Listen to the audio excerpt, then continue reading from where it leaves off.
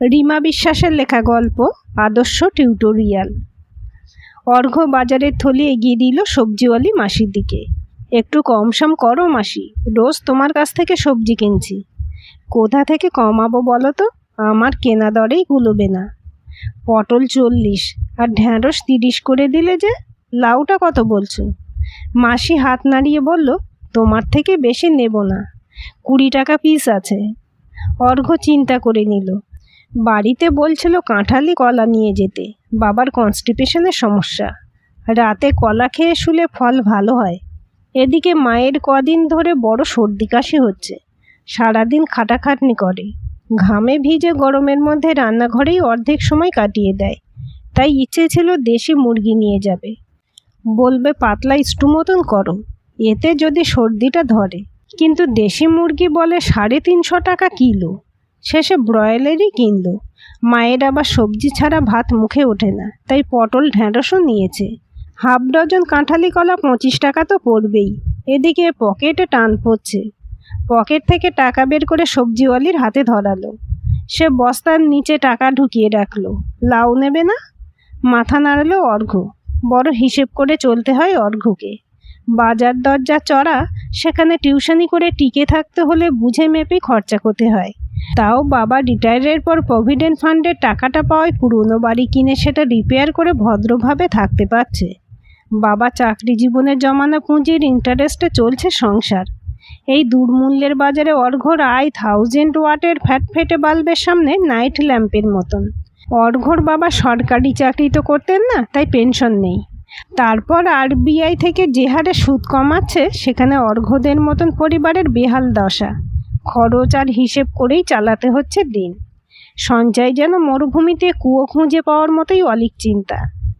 চিন্তার বোঝা মাথায় নিয়ে হাঁটছিল অর্ঘ্য। রাস্তার ধারে ডেস্কবিন পেতে সবজি বিছিয়ে বসেছে। মাছের বাজারের দিকে ঢুকতে কাতলা মৃগেলের লেজের ঝাপটায় গায়ে জল ছিটে এলো। বাজারে তো ভিড় কম হয় না, বিক্রিও তো খারাপ হচ্ছে না। কিছু শ্রেণীর মানুষ আবার দরও করে না। অর্ঘ্যর সামনেই একজন 1200 টাকার একটা ইলিশ কিনল। রূপার মতন চকচক করছে, চ্যাপটা চেহারা শ্রেষ্ঠ সুন্দরী। মাছের বাজার পেরোতে বাজারের বাইরের জমিতে একটা বউ কলা নিয়ে বসেছিল। অর্ঘ্য 1 ডজন কলা তুলে নেড়ে চেড়ে দেখছে। তখন সামনে এসে দাঁড়ালো শ্যামল জেঠু। পাড়াতেই থাকে, অনেক দিনের পরিচয়। হেসে বললেন, কি কি বাজার করলে? অর্ঘ্য বাজারের থলিতে তাকিয়ে বলল, বেশি কিছু না, পটল ঢ্যাঁড়স নিলাম, মুরগি নিলাম, এবার কলা নিয়েই ফিরবো। বেশ বেশ, আমাদের বাড়িতে আবার সব মাছ ভক্ত, ব্রয়লার মুরগি কেউ মুখে তুলবে না, নয় দেশি নয় খাসি। আমি তো 600 টাকা দিয়ে পাবদা, 700 টাকা ট্যাংরা নিলাম। আমার নাতি দুটোর আবার বড্ড বায়না। শ্যামল জেঠু হাসছে। হাসিটা মাথা ধরিয়ে দিচ্ছিল অর্ঘ্যর। শ্যামল জেঠুর বড় ছেলে চার্টার্ড অ্যাকাউন্টেন্ট আর ছোট ছেলে মেকানিক্যাল ইঞ্জিনিয়ার। কলকাতায় নামি গাড়ির কোম্পানিতে চাকরি করে। তাদের কথা গর্ব করে বলার জন্য শ্যামল টেকো কি বেকার অর্ঘ্যকেই পেল? তবু কিছু বলা যায় না, চুপ করে রইল। শ্যামল এগিয়ে এসে একটু নিবিড় হলেন। বলি, বিয়ে থার কথা কিছু ভেবেছ?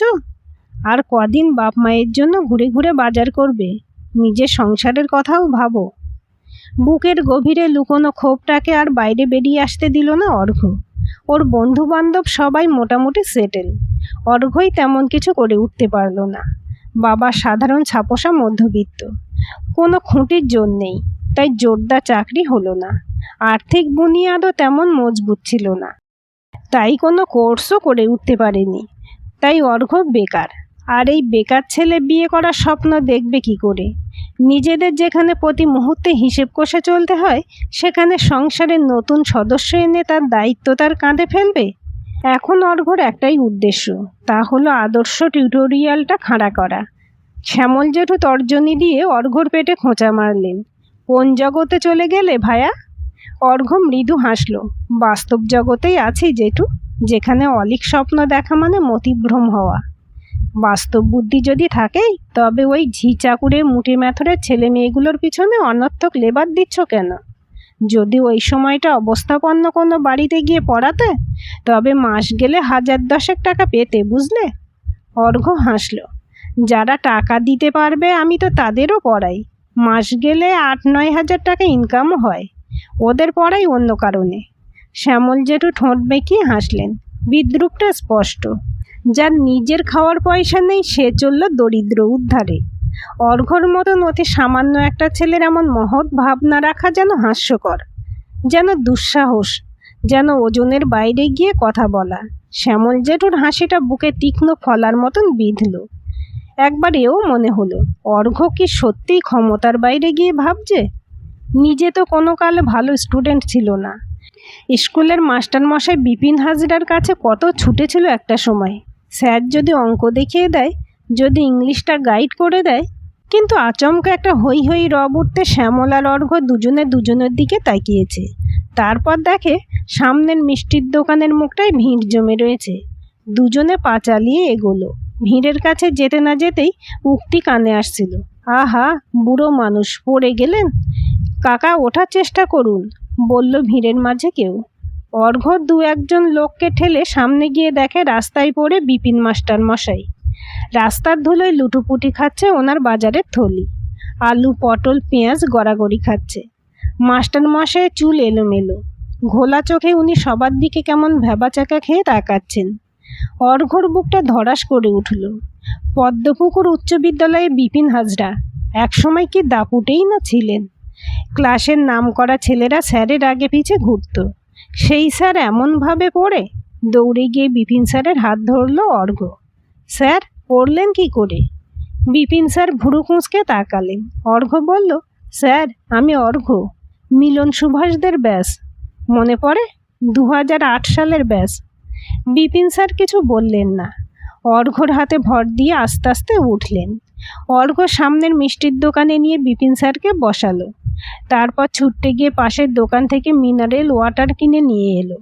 বিপিন স্যারকে জল খাইয়ে ঘাড়ে মাথায় জল ঢাললো। মাথায় জল পড়ায় বিপিন স্যার কিছুটা সুস্থ হলেন।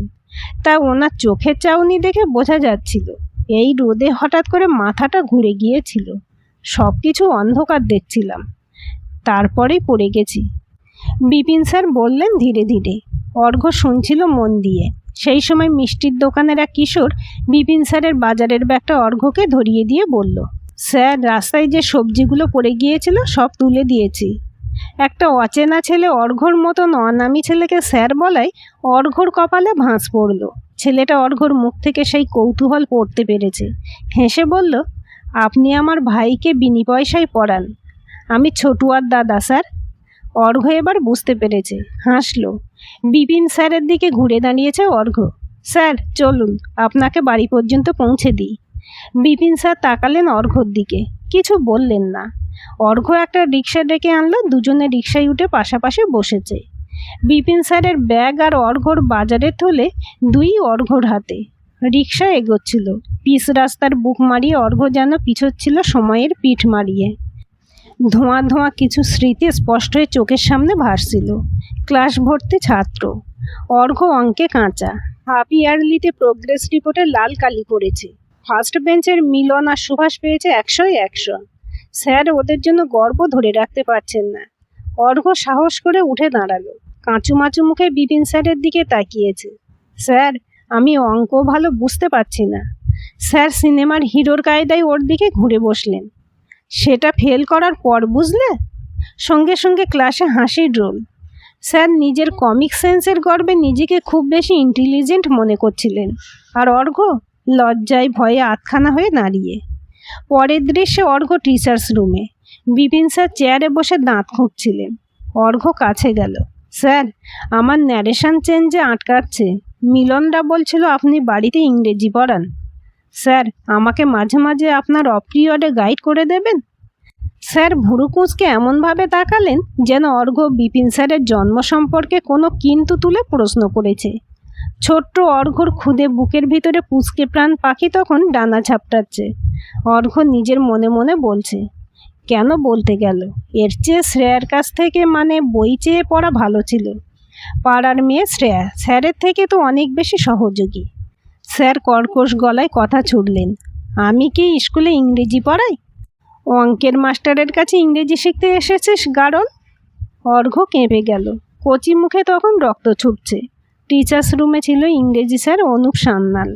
ছুটে এলেন, কি হয়েছে স্যার? তোমার স্টুডেন্ট কমপ্লেন করছে তুমি ইংরেজি পড়াও না, তাই বলছে আমাকে পড়াতে।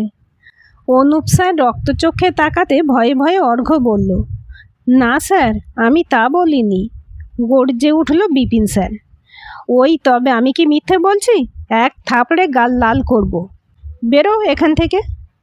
তারপর থেকে অর্ঘ্যর সঙ্গে শুরু হলো যুগল খারাপ ব্যবহার। একদিকে ইংরেজি স্যারের আক্রোশ আর একদিকে বিপিন স্যারের অহেতুক অনীহা। কারণটা অর্ঘ্য তখন না বুঝলেও এখন বোঝে। কারণ ক্ষমতা, কারণ অর্থ। মিলন সুভাষদের সঙ্গে স্যারের আচরণ মলমল কাপড়ের মতন মসৃণ, কারণ একজনের বাবা এমএলএ আর একজনের বাবা প্রমোটার। অর্ঘ্যের বাবা মামুলে চাকুরে, লোকাল মশলা ফ্যাক্টরির হিসেব লেখে। তাই রাগ আক্রোশ নিজেদের পাওয়ার দেখানো যায় দুর্বল অর্ঘ্যের উপর। সেবার অ্যানুয়াল পরীক্ষায় অঙ্ক ইংরেজি 2 বিষয়ে ফেল করেছিল অর্ঘ্য। পড়াশোনায় অর্ঘ্য ভালো ছিল না, কারণ ও বুঝে উঠতে পারত না কিভাবে পড়া গুটিয়ে এগোনো যায়। মা তেমন পড়ালেখা জানতো না, বাবার সময় হতো কই। অর্ঘ্যর ব্ল্যাক অ্যান্ড হোয়াইট ভাবনারা হঠাৎই থমকে গেল বিপিন স্যারের কথায়। মিলন তো সিভিল ইঞ্জিনিয়ার হয়ে গেছে, জানিস তো? অর্ঘ্য মাথা নাড়ল, না স্যার, যোগাযোগ নেই। আমার সঙ্গেও নেই, শুনলাম সরকারি চাকরি করে। ওই তোদের ব্যাচের উৎপলের সঙ্গে একদিন দেখা হয়েছিল, তখন বলল। এখন বড় মানুষ হয়ে গেছে, এখন আর ছোট স্কুলের মাস্টারকে মনে রাখতে চায় না। উৎপলের কাছে ওর খবর পেয়ে ওই উৎপলের থেকে ফোন নাম্বার নিয়ে কল করেছিলাম। প্রথম দিন ধরেছিল, তারপর আর ধরতো না। বিপিন স্যার দীর্ঘ নিঃশ্বাস ফেললেন। রিক্সাওয়ালাকে বললেন, সামনে গিয়ে বাঁদিকের গলিতে ঢুকে ওই খয়েরি হলুদ ফ্ল্যাটটার সামনে দাঁড়াবে। রিক্সা বাঁদিকে মোড় নিল। অর্ঘ্য বলল, স্যার, আপনি নিজের বাড়ি ছেড়ে ফ্ল্যাটে উঠলেন? ফ্যাকাশে চোখে তাকালেন বিপিন। আর বলিস কেন, সুভাষ ওর বাবার প্রমোটারের বিজনেসে ঢুকেছে। আমাকে ধরলো বাড়িটা ওকে দিয়ে অ্যাপার্টমেন্ট করানোর জন্য। একসময় তোদের মাস্টারমশাই ছিলাম, তাই ভাবলাম ছেলেটা নয় স্যারের বাড়িটা নিজে হাতে করুক। কিন্তু ওই বিশ্বাস করাটাই ভুল হলো। কন্ট্রাক্টটা পর্যন্ত ওর ভরসায় ছেড়ে দিয়েছিলাম। এখন দেখি আমার জমির উপর এত বড় বিল্ডিং উঠিয়ে প্রচুর মুনাফা লুটেছে। বলেছিল 40-60 পার্টনারশিপ, কাগজে দেখি আছে 30-60 পার্টনারশিপ। আর দোতলার সামনের পোর্শনটা না দিয়ে দিল 5 তলার পিছনের দিকটা। বলেছিল লিফট করবে, কিন্তু লিফট তো বসালো না। এদিকে এই বুড়ো বয়সে 1 তলা 5 তলা করে শেষ হয়ে যাচ্ছি। আমার মিসেস তো বাইরে বেরোনোই ছেড়ে দিয়েছেন। একেই হাঁটুর সমস্যা, তার উপর রোজ কি সিঁড়ি ভাঙা যায়? তারপর পিছনের দিকটায় এতটুকু হাওয়া বাতাস খেলে না। অর্ঘ্য চুপ করে শুনছিল। বিপিন স্যার কাঁধে হাত রেখে বললেন, পারলে মাঝে মাঝে আসিস, আমার ভালো লাগবে। তাই এখন কি করছিস? অর্ঘ্য মাথা নেড়ে বলল, বলার মতন কিছু না। তখনই পিছন থেকে কেউ যেন ডাকলো অর্ঘ্যর নাম ধরে। অর্ঘ্য পিছন ফিরে দেখে ফর্সা গায়ের রঙের মাঝারি হাইটের এক যুবতী, কাঁধে ঝোলা ব্যাগ, পরনে কুর্তি আর জিন্স, হাসছে। চিনতে পারলি না? অর্ঘ্য ভালো করে মুখটা দেখতে মনে পড়ে গেল শ্রেয়ার কথা। আগে একই পাড়ায় থাকতো। অর্ঘ্যরা ভাড়া বাড়ি ছেড়ে যখন পুরনো বাড়িটা কিনে দত্তপুকুর লেনে উঠে গেল, তখন থেকে আর যোগাযোগ নেই। এই শ্রেয়া একটা সময় পড়াশোনায় খুব হেল্প করেছিল অর্ঘ্যকে। অর্ঘ্য বলল, তুই শ্রেয়া না? শ্রেয়া এবার বিপিন স্যার আর অর্ঘ্যর মাঝে এসে দাঁড়ালো। কি শুরু করেছিস বস? কি আবার? অর্ঘ্য ভুরু নাচালো। শ্রেয়া ফিরল বিপিন স্যারের দিকে। স্যার, আপনার কৃতি স্টুডেন্ট বিনে পয়সায় গরিব ছেলে মেয়েদের পড়ায়। 2টো ব্যাচ আছে, একটা সকালে একটা সন্ধ্যায়। একটা ব্যাচে 25 জন পড়ে আর একটা ব্যাচে 20 জন। ভাবতে পারছেন? যদি এদের কাছ থেকে 1000 টাকা করে নিত তবে কত রোজগার করতো? বিপিন স্যার কিছু বলার আগে অর্ঘ্য মনের কৌতূহলটা দাবি রাখতে পারল না। প্রশ্ন করেই ফেলল, তুই কি করে জানলি? স্পাই বেটা, স্পাই। আমাদের কাজের মাসে ইন্দুর 2 ছেলে মেয়েই তোর অন্ধভক্ত। আমি ভাবছি আমার স্যালারির কিছু তোকে দেব, তুই একটা কিছু কর। তুই সবার থেকে যখন আলাদা ভাবিস তখন তুই বিশেষ কিছু একটা করবি। আমরা 10টা 5টা ডিউটি করে টাকা কামাবো, কিন্তু কোনো মহৎ উদ্দেশ্য কাঁধে তোলার মতো দম নেই ভাই। এটা নিজের মুখে স্বীকার করছি। শ্রেয়ার উচ্ছ্বাস ভরা কথায় বিপিন স্যারের মুখটা কেমন যেন শুকিয়ে গেল। প্রাণ খুলে প্রশংসা করা তো দূরে থাক, উনি যেন দাঁড়াতেই পারছিলেন না। নিজের প্রিয় ছাত্রদের কাছে প্রতারিত হয়েও অতীতের পরাজিত অর্ঘ্যের জয়গান যেন উনি ঠিক নিতে পারছিলেন না। হঠাৎই গম্ভীর হয়ে গেলেন, বললেন, যাই করো সৎ পথে থেকে করো। বিপিন স্যারের দিকে তাকিয়ে অর্ঘ্য হাসল। স্যার, আমি ভেদাভেদ করি না, আর্থিক বৈষম্য দেখি না, দেখি শুধু একাগ্রতার চেষ্টা। কাউকে পড়ার জন্য আমি এগিয়ে গিয়ে এনকারেজ করি না ঠিকই, কিন্তু যে আমার কাছে যেচে সাহায্য চাইতে আসে তাকে ঢেলে সাহায্য করি। আপনার কি মনে হয় না এই উদ্দেশ্য সৎ, আর আমি সৎ পথেই যাচ্ছি? শ্রেয়া ব্রু আঙুল উঁচিয়ে বলল, একদম ঠিক পথে যাচ্ছিস, ঠিক আছিস তুই। এই এগো, আমি আছি তোর পেছনে। স্কুলের বন্ধুদের ফেসবুকে একটা গ্রুপ আছে, সবাই টাকা কালেক্ট করে তোর টিউটোরিয়ালটা বাড়াবো। দেখবি একদিন তুই সমাজের একজন শিক্ষা সংস্কারক হয়ে যাবি, যেটা দরকার, খুব দরকার। তার জন্য তোদের মতন ছেলেদেরই চাই, নইলে বড় লোকের পা চাটার লোক কি আর স্বার্থ বিনা ভাবতে পারে? বিপিন স্যার বাজারে থলি হাতে গোমড়া মুখে চলে গেলেন। শ্রেয়া এগিয়ে এলো, হাসছে স্কুলের প্রাইমারি বাচ্চাদের মতন। বিপিন স্যারের নাম পুরো এলাকায় একটা সময় ছড়িয়েছিল দুর্নীতির মতন। যে নামজাদা লোকে ছেলেদের দুচোখ ভরে নজর দিতেন, আর নিরীহ বাপ মায়ের ছেলেদের দিকে নজর ফেলতেন না পর্যন্ত।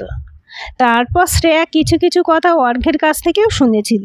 বলল, ভালো দিয়েছিস স্বার্থপর লোকটাকে। শ্রেয়া সামনের অ্যাপার্টমেন্টের দিকে আঙুল দেখিয়ে বলল, আমি এই অ্যাপার্টমেন্টেই থাকি। তোর সঙ্গে যখন এমন হুট করে দেখা হলো, তবে আর তোকে ছাড়ছি না। তাছাড়া তোর প্রজেক্ট তো এবার শুরু করতে হবে। কোন প্রজেক্ট? চোখ সরু করে তাকালো অর্ঘ্য। শ্রেয়া কপালে হাত দিল। তোর টিউটোরিয়ালের কথা বলছি, কিছু নামটাম ভেবে রাখিস, এফবিতে প্রচার করতে হবে তো। শ্রেয়ার দুহাত সামনে এনে বাতাসে লিখে লিখে বলছে, অমুক টিউটোরিয়াল, ফাউন্ডার অর্ঘ্য বোস, কো ফাউন্ডার শ্রেয়া মজুমদার।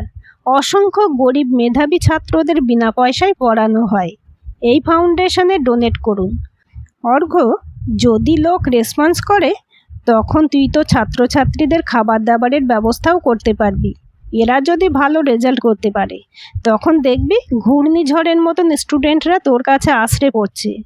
একটা নামকরা ইনস্টিটিউটের সঙ্গে সবাই জুড়তে চায়। এরা যারা ফিনান্সিয়ালি স্ট্রং, তাদের ছেলে মেয়েদের থেকে তুই ফিজ নিবি, তারাও দেবে, কারণ মহৎ উদ্দেশ্যের পিছনে সবাই কন্ট্রিবিউট করতে চায়। এতে তোর নিজস্ব ইনকামও হবে। আফটার অল সমাজসেবার সঙ্গে নিজের ফিউচারের কথাটাও তো ভাবতে হবে।